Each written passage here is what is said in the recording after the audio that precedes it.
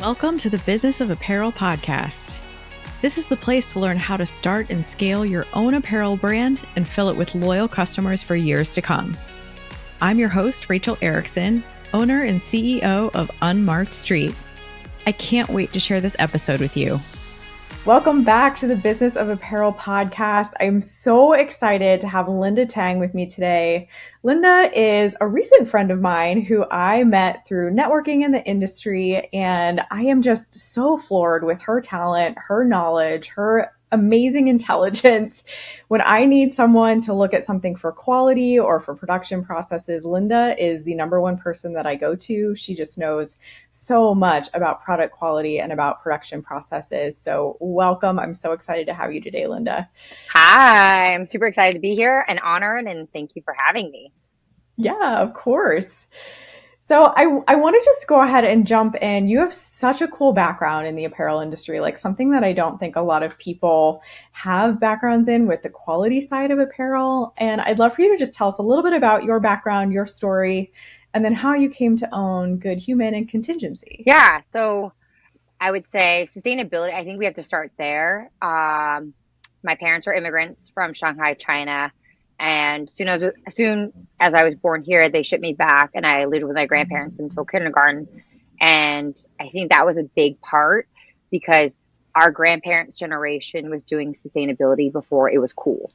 And, Wow. Living with them in China, at that point, it was a developing country still. They didn't even have a bathroom. They had a toilet, but like you had to go to a public shower in order to bathe. I remember, they would boil water and then put it in the canteens. And then that's how we would like bathe at home. Wow. You saved everything. Like you reuse every single plastic tofu container. And to this day, I would say for most Asian people, you could like pull a drawer and there will be a drawer of like, ketchup packets and sachets because they're not going to throw it out. We don't look at, I guess, it's very different from like American culture or first world countries because we're just very lucky and privileged to have access of everything. And you don't look at, your packaging or your napkins the same. So, growing up, we just saved everything, reused it until it was falling apart. And, it's kind of like you kind of have to revert back to, the 1940s almost a little bit, because that was more sustainable, like washing your clothes by hand and letting the sun dry them. Just little things like that do all add and make a difference. And, coming here, watching my parents, watching my mom be, an Asian woman, didn't speak English, both my parents, and then just working really hard and just showing and giving me and my brothers entrepreneurial foundations were a big part of it. And I think that really helped in just like me excelling at different roles in the apparel industry because I really don't like the term, like it's not my job. I think it is your job. I know it's harder in bigger corporate settings and departments where you're more siloed, but at a startup here, especially, our whole team knows like we do rotation programs. You're not going to be a master of all, but like you should at least be cost trained to build empathy with your teammates and understand the whole process. And so you can see the whole dynamic and it's more holistic and that way the processes are better. And even then, like our team is small, it's about 8 people, but there can be a communication error. And I can only imagine like when it's a huge production factory, right? And you see it in different metric sizes, in different languages, different translations, different metric system, all that is a whole game of telephone as you're, doing stuff here and then sending it overseas. But going back to, how we started Good Human and I was at the North Face running their global quality assurance teams for the last 6 years. Being a part of quality assurance for most people, they're like, oh, who wants to do that? You're doing like QC. That seems so boring. And I was so intrigued by it. Being a product engineer for quality was actually so fun. It sucks because you have to clean up everybody's messes, between, a product failure in the factory, warranty complaints or customer complaints, or development issues. You got pretty much all the problems, and you had to problem solve. But it was really nice because you got to learn on someone else's dime what not to do, especially especially at a huge brand that's owned by, the VF Corp that has, sister companies of Vans, Timberlands, Smartwool. We had, Supreme, all those brands. So you got to learn a lot about all those about those products. But yeah, and then our parent company, VF Corp, 2019 needed to move everybody over to Denver. So our department was actually the last one on the Alameda campus. And this is towards the end of 2019, and everybody was throwing away, and we had to get off campus. They had sold the buildings, and we had to, how it is when you're moving. Like, it's a shit show. Yeah, exactly. And people were just dumping. They were just dumping rolls of fabric, samples were going, and I was dumpster diving. I was like, no, we're not throwing this stuff away. It's good fabric. It was our performance fabrics from like the Mountain Athletics groups for North Face. And I hoarded it for a couple of months, and then COVID hit. And so it worked out because I had all this fabric, performance fabric, that was already antimicrobial, wicking, lightweight. And the only thing, it was a knit versus a woven, which is what the CDC originally recommended, but it worked out in our favor. So in my garage, I had a fold out table, a borrowed home sewing machine, a headlamp on, and then like food wires. And I was just sewing my first prototypes. And like, it was March. Everybody remembers where they were March 2020, when they announced the lockdown. And I wanted to do something to help. And I was like, I have all this fabric. I know how to sew. I'm going to start making masks. And the first 500 I did, in our garage, just for first responders, PPE, just PPE for anyone that needed it. We were off of donations. Then the feedback was good because we were using this like antimicrobial knit. People were like, oh, I actually like can breathe in it and it's comfortable. Yeah. I'm not breaking out. It's not hurting my ears. Like, I can wear it all day. And self-servingly, I wanted to go back to CrossFit, and very much into, any kind of athletic or outdoor physical activity. And we teamed up with our CrossFits, some professional athletes, MMA fighters, and then started working on a high impact sports mask. And then the whole concept behind it was to be able to repurpose it though. And now we're at that phase where we have taken back our sports performance masks, prove the concept that you can sell shit twice, essentially. So like a good example is our veterinarian group used our face masks during COVID. They returned the face masks through our take back program. We were able to get them clean, scrapped, and put into, we have two product lines, one for our veterinarian group, which is these cage pads that use the upcycled masks. And then we have a direct to consumer dog bed. And we, sold our vets the same scrapped up material, upgraded into these like vet cage beds. So you can do it. And it's really cool to see, that we've come full circle now, in 3.5 years, to see that, all this waste, it can be repurposed. It doesn't break down in the landfill. So you might as well keep repurposing it if you can. And our whole mission at Good Human is to actually make it a carbon neutral or carbon negative industry. We want to be able to end global garment waste. And we're not even close to that. We are not claiming zero waste. We are not claiming eco-friendly. We're claiming sustainable. But even so, like right now, all the electronics we're using, the power grid that we use, 50% of it comes from fossil fuels. We did elect in clean energy for some of our PG&E, but like at the end of the day, we still drive cars. There's still things that we're doing that contribute to carbon, but we're doing everything that we can. The reason why we called it Good Human was because we want to be able to do what we can with the knowledge that we have, with the resources that we have. We're a startup, we're bootstrapped. We pretty much rescued 3 factories that used to produce for the North Face. I think it was a year after COVID had hit, and that's how we built our factory. But, we got grandfathered thousands of poly bags. All our fabric behind us is Gore-Tex.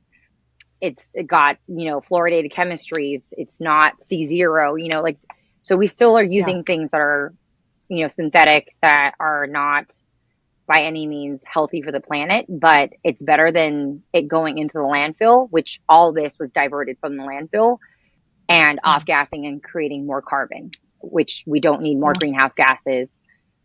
If you guys haven't been able to tell, with the hurricanes and the tsunamis, the crazy weather that we're getting. Yeah, I would highly recommend Bill Gates's Avoid Climate Disaster. That's a really good book. But pretty much, we are 5 times more likely to have wildfires now than we were in 1970 because our 51 billion tons of greenhouse gases that we emit every year. Yeah. And I think we're seeing that, right? Like we're seeing more fires all the time. And you and I have talked about this, a lot, where a lot of us who are really passionate about sustainability don't ever feel like we're doing enough. We always know that there's more we could do. And we always see all of the product that is made from plastics and you want to be able to eliminate it all, but there's also only so much that you can do. So I think taking all of those steps, taking as many small steps as you can as an individual, as a company, and making those strides, along with other people who are interested in doing that is just really important. And I commend what you guys are doing at Good Human. I think you guys are going above and beyond. Thanks. I know you wish you were doing so much more, but I think when I think of like a standard of what brands should be thinking and doing while they're talking about sustainability, I always think of you and Good Human. So kudos for that. That means a lot. And that, it's little things like that. And you're totally right. It's just being able to affect change in your circle and just doing what you can, with the people closest to you first. And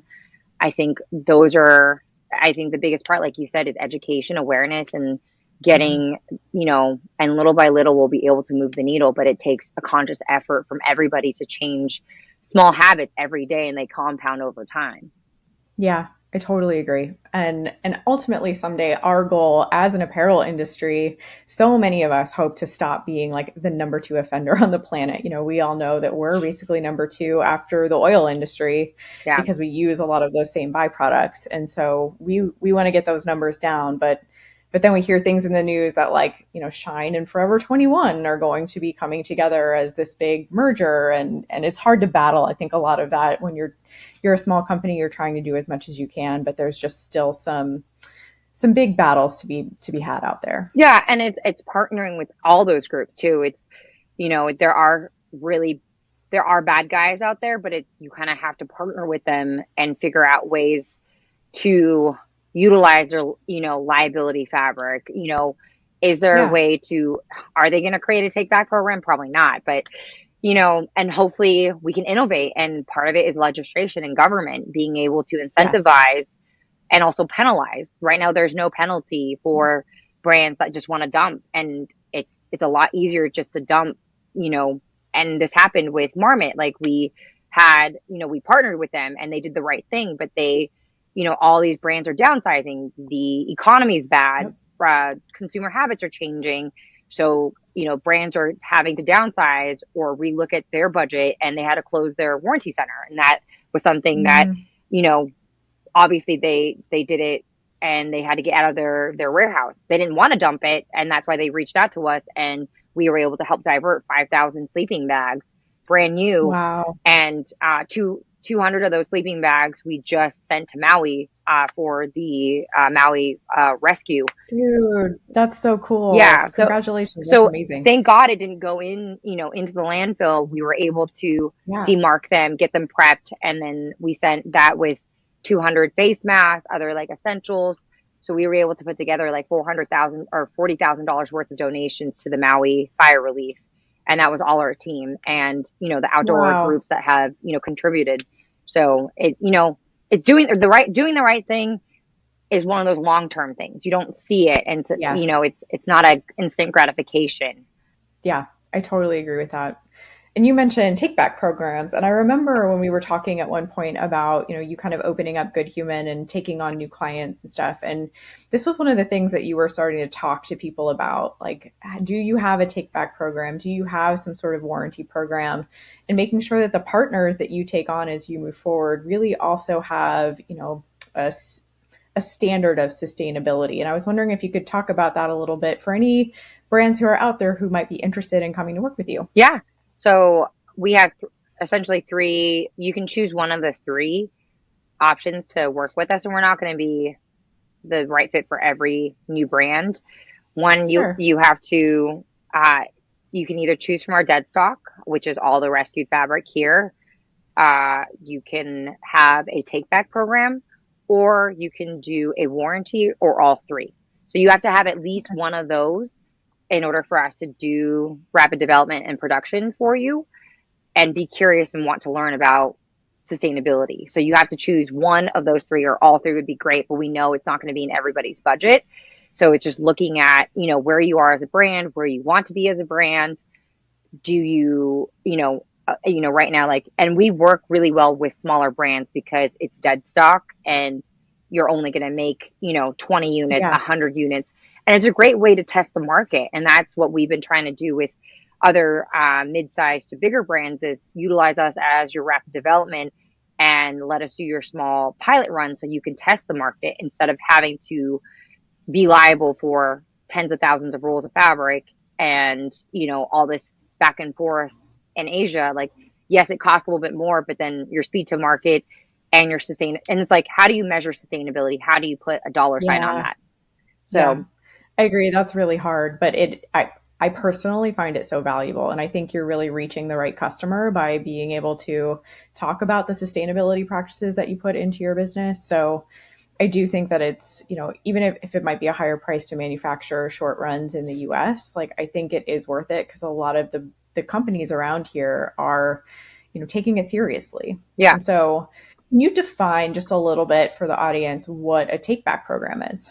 So take back program is when you close the loop. We, it, it can be called donut economy, circular economy, take back. It's closing the loop. It's the end of, it's cradle to grave. You're being thoughtful about where your product's end of life is going to go into, whether it's going to be reincarnated into something new, or it's going to be downcycled into a pet bed. You have to think about, we're trained and our industry and as a consumer to purchase something, use it, and throw it away. And a big Yeah. a big part that I encourage everybody to do is to visit your local landfill. I know it sounds silly, but like our whole team, I take them to our local landfill. Like, smell it, see it, touch it, understand that we're not here to create more shit, because at the end of the Yeah. day, it's not going to be my problem. It's going to be your grandkids' problems. Right.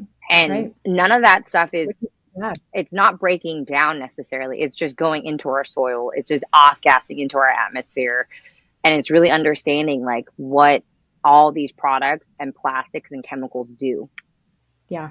Yeah, that's such a good point. So I think, one that I know just a little bit about, but I don't know what happens after you return. But I know like Madewell, for example, has a denim return program. So you can buy denim from them, and then 10 years down the road, if you're done wearing that pair of jeans, you can bring it back to Madewell and they'll then upcycle it or do something with it. I'm not exactly sure what they're doing with the denim afterwards, but that's kind of a great example of a take back program. Like they're taking back the product that you already worn and used instead of allowing you to just throw it in the garbage. And that's what we're trying to talk about is like an apparel industry and what can we do to kind of close that loop. So at the end of it, it doesn't go in a garbage can. It goes somewhere else to do something good. Yeah. And that's take back program essentially is to avoid the landfill. So avoid the trash can.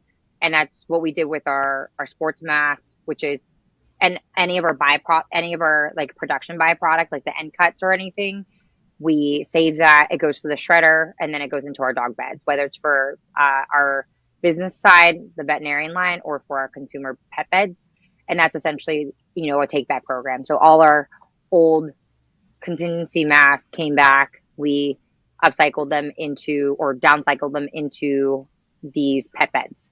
So that's a take back, right? You're closing the loop.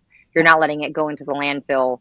Another close the loop is to work with bigger brands and take in their liability fabric. And so that way it's not Yeah. going into the landfill.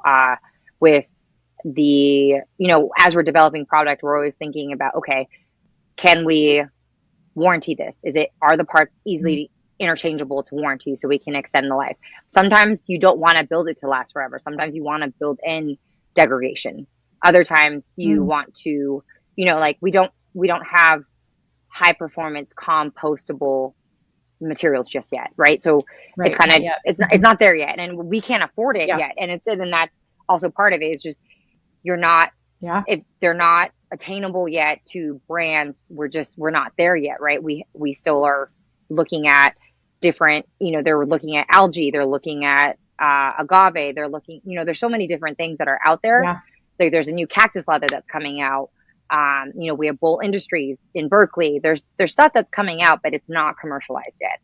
And so Yeah. later, that my hope is that, 5 years, 10 years, we can have fast fashion, but it's biodegradable fast fashion that doesn't, increase our carbon footprint. Oh, wouldn't that be beautiful? Yeah. And I'm hopeful, I'm hopeful. Like, I think if government, if consumers demand it, if it's incentivized, we will innovate in that space. But like, it's not right now. There's no carrot right now for it. Yeah. Yeah. And I think your point about like government standards is a huge one. Like it's something that I've been starting to think about a lot just individually, like as an apparel industry professional.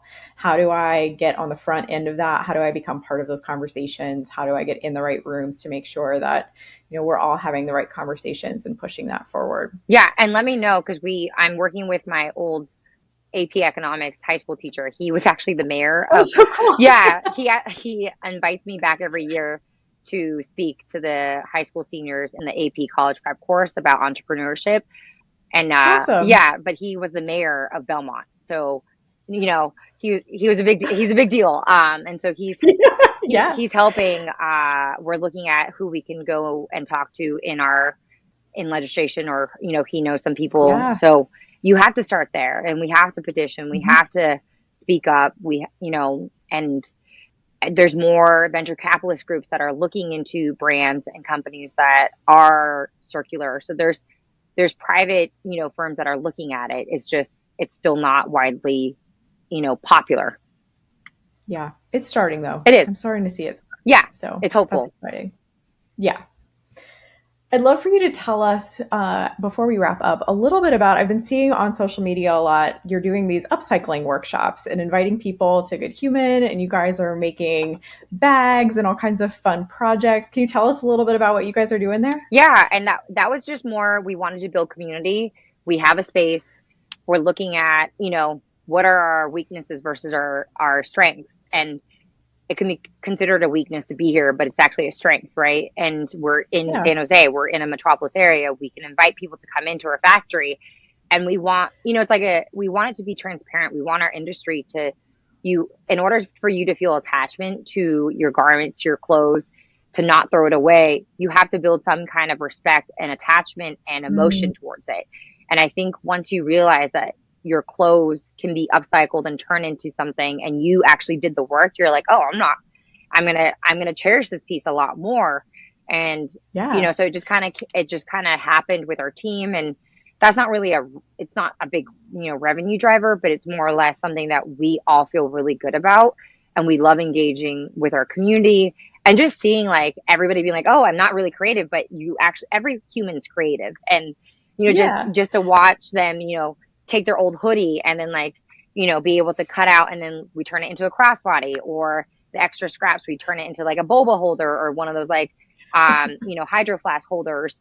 They, it's been really popular. We, our next one's on the 8th of October. So I would highly encourage you guys to come. Anyone that wants to come out. And we, you can bring old garments that we can either tailor, we can turn it into a crossbody, whatever you want. Essentially, the world is your oyster within those 3 hours. And then we had a Barbie box themed for summer. That That's so great. Yeah, and we made that all from waste. That Barbie box was from cardboard that I went into the dumpster. Apparently, I like to dumpster dive a lot, which I do. No shame and dumping. I go in the dumpster all the time. But yeah, it was just all from our upcycled stuff. And then, it's fun to build little props like that and, just engage with our community. So, and then we're starting to do private workshops too for other companies and brands that, yeah, we have one, I think, end of October for an NYU reunion. So yeah, so just however we can get out there. Yeah. Yeah. So we encourage anyone to come out. We do it every 6 weeks. It's on Sundays, Sunday Fun Day. upcycle. And then we usually have, we'll have adult beverages, barbecue and stuff. And it's just a fun community space. We want it to be a third That's place great. for people. Amazing. Well, that's very cool. Well, if you're interested, October 8th, 2023 is going to be the next upcycle workshop. You can check them out at Good Human. That's how you're on Instagram, right? And goodhuman.com. It's actually, so Good Humans, our parent company. This gets confusing. It's actually Contingenci. That's our main handle for our brand. And then it's spelled different too, so that didn't help with our SEO either. Just know, if you're ever going to start a company, don't name it something multiple syllables and really hard to spell. But yeah, it's Contingenci, but it ends with an I. It ends with an I. Y, yes. right? Yeah. The one with the Y.com was like $40,000 to purchase, and I was like, I'm not spending that much on a URL. Yeah. So maybe someday when we're like rich millionaires for doing the right thing, right? Yeah. That's what it's going to be. No, it's okay. I've stuck with it. It's an I now. So we're just going to call it Contingenci with an I. But yes, follow us on Instagram, please. Share us out. And if you guys want to come to our workshop, again, it's on the 8th. And yeah, anyone that wants a factory tour, please just, DM us, and we'd love to give you guys a tour. Amazing. Well, thank you so much for coming on today, Linda. This was great. And we should stay in touch. It's been a while since I've chatted with you, and this was so good. Yeah, no, please. And anytime you're in the hood, please come over. I will. Yes. Okay. Awesome. Thanks so much, Linda. Okay. Bye. Thank you so much for listening to the Business of Apparel podcast. I would so appreciate hearing your thoughts on the show. And if you know someone who could benefit from it, please share it with them. My biggest desire is to help other apparel professionals understand the nuances of our industry so we can all work toward making better product for a better world. If you would like to connect further, I'd love to invite you to send me a message through my website, unmarkstreet.com, where I do weekly trainings through my video channel, a monthly newsletter, and offer so many resources to help you start and scale a profitable apparel brand.